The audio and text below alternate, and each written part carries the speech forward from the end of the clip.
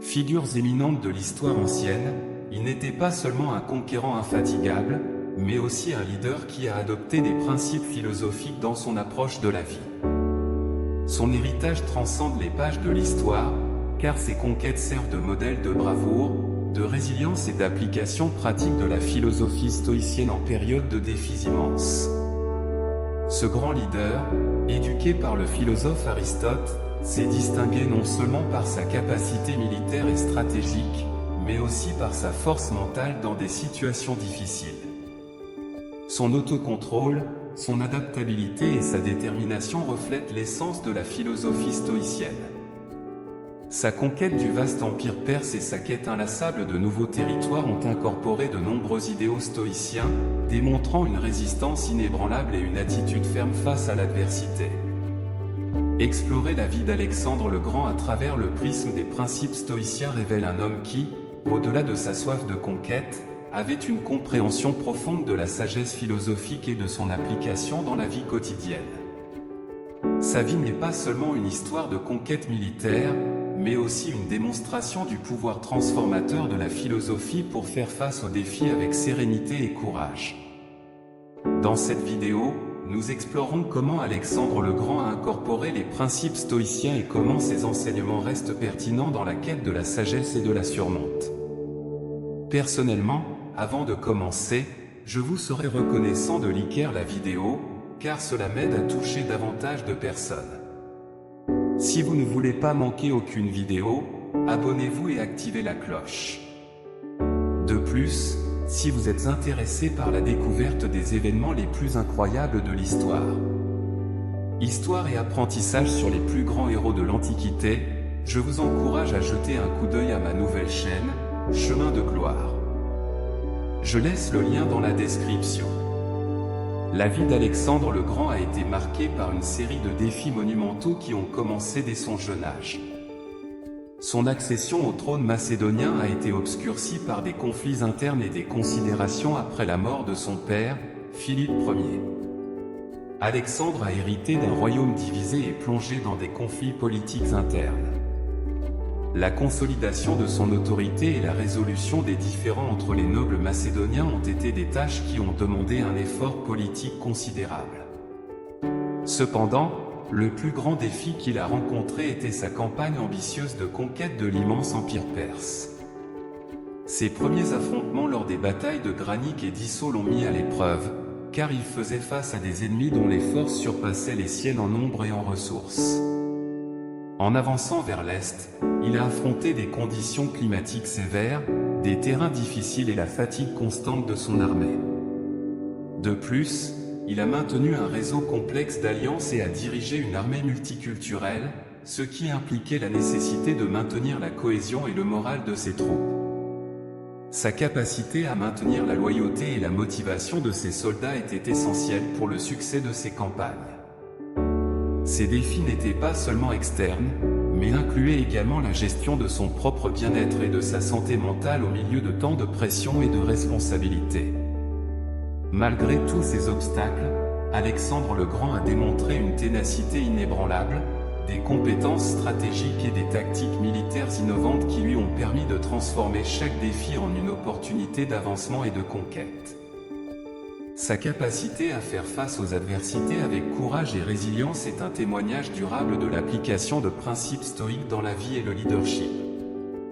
Bien qu'Alexandre le Grand ne soit pas un adepte du stoïcisme, des aspects fondamentaux de cette philosophie sont évidents dans son approche des défis et des adversités. L'adaptabilité, l'autocontrôle et la résilience qu'il a démontrés sont des exemples clairs de l'application des principes stoïques dans sa vie. Sur le plan militaire, il a fait face à des défis stratégiques et tactiques significatifs, comme lors de la bataille d'Issos. Dans cette situation, il s'est retrouvé en position défavorable, encerclé par des forces perses supérieures en nombre et en ressources. L'application de principes stoïques tels que l'adaptabilité et l'autocontrôle était évidente. Il est resté calme et a ajusté sa stratégie en temps réel, remportant ainsi une victoire tactique cruciale. Une autre situation emblématique s'est produite lors de l'expédition en Inde, lorsque ses troupes, épuisés par des campagnes prolongées et craignant l'inconnu, ont commencé à douter de la poursuite. Avec habileté stoïque, Alexandre le Grand a abordé cette préoccupation en communiquant clairement sa vision et ses objectifs, renforçant ainsi la confiance et l'engagement de son armée envers un objectif commun. Il a démontré une approche stoïque face aux défis, se distinguant dans la communication et le renforcement de l'esprit d'équipe. Vertu propre à un leader stoïque, la résilience d'Alexandre le Grand s'est manifestée lors de la traversée du désert de Gédrone, confronté à des conditions extrêmes et à une pénurie de ressources. Au lieu de céder au découragement, il a utilisé sa capacité à se concentrer sur le présent et à trouver des solutions créatives pour survivre. Sa capacité à s'adapter à des situations changeantes et inconnues, son autocontrôle pour prendre des décisions rationnelles au milieu de l'incertitude et sa résilience pour relever des défis extrêmes reflètent l'essence du stoïcisme dans la pratique. À travers ces situations et d'autres, Alexandre le Grand a montré comment les principes stoïques peuvent être appliqués dans la vie réelle, en utilisant la rationalité, l'autocontrôle, l'adaptabilité et la résilience pour surmonter des défis monumentaux et atteindre le succès dans des situations adverses. Dans sa vie, nous voyons des exemples clairs de situations qu'il a surmontées en suivant les 4 vertus stoïques. Toutes ces situations ont mis à l'épreuve sa sagesse, sa tempérance, sa justice et sa courage. En particulier, nous accordons une attention particulière au développement du courage, comme nous le verrons ci-dessous. Pour Alexandre, le courage était une qualité fondamentale qui allait au-delà de la simple présence sur le champ de bataille. Il a compris que être courageux ne consistait pas seulement à affronter le danger, mais aussi à assumer des responsabilités et à prendre des décisions difficiles. Dans son esprit, le courage résidait dans la détermination à avancer, malgré. De la peur à la résistance face aux adversités et à la capacité de prendre des risques calculés pour atteindre un objectif plus élevé, le courage était, pour lui, la disposition à relever des défis tout en maintenant le calme et la clarté mentale en des moments critiques. Sa légendaire audace et sa volonté de prendre des risques dans l'incertitude, prenant toujours des décisions étayées par la logique et la raison, reflètent sa compréhension du courage comme une combinaison de détermination, de prudence et de leadership. Ses réflexions sur le courage ont façonné son style de leadership, où la détermination, le courage pour prendre des risques calculés et la résistance face à l'adversité sont devenus les piliers de sa stratégie et de sa vision, guidant son armée vers la grandeur et la conquête. Cette approche philosophique du courage était fondamentale pour Alexandre, établissant un héritage d'audace et de détermination dans l'histoire de l'Antiquité.